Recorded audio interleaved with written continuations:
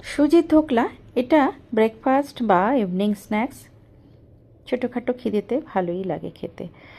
2 cup মতো সুজি নিয়েছি, 1 কাপের একটু কম দই নিয়েছি, একটু আদা কাঁচা লঙ্কা গ্রেট করে ওর সঙ্গে মিশিয়ে নিয়েছি, আর 1 চামচ নুন দিয়েছি।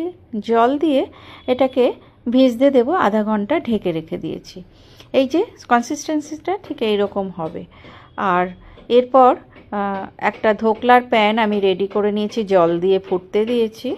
আর একটা প্লেট যেটাতে আমি বানাবো সেটাতে একটু ঘি বা তেল দিয়ে গ্রিস করে নিতে হয়। একটা ইনোর প্যাকেট আমি ঢেলে দিলাম, 1 চামচ মতো ইনো লাগে। এবার ভালো করে পুরোটা মিশিয়ে নিয়েছি, আর ওই প্যানের মধ্যে যেটা আমি গ্রিস করে নিয়েছি প্লেটটার মধ্যে দিয়ে হাই ফ্লেমে প্রথমে 20 মিনিট মতো দিয়ে তারপরে আবার একটু মিডিয়াম ফ্লেমে আর একটু দিতে হবে 5-10 মিনিট। আর একটা চেক করে নেব কাঁটা চামচ দিয়ে, যদি মাঝখানটা থেকে ক্লিন উঠে আসে তাহলে আমার ধোকলা রেডি হয়ে গেছে। আর এখানে রিফাইন্ড তেলে সর্ষে আর সাদা তিল দিয়েছি, সেটার পরে কাঁচা লঙ্কা কুচি আর কারি পাতা দিয়েছি, সামান্য একটু নুনও এখানে দিয়ে দিলাম।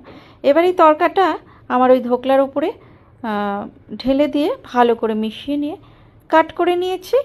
বাস এই যে ধোকলা আমার রেডি হয়ে গেছে, খুবই স্পঞ্জি আর সফট টেস্টি ধোকলা।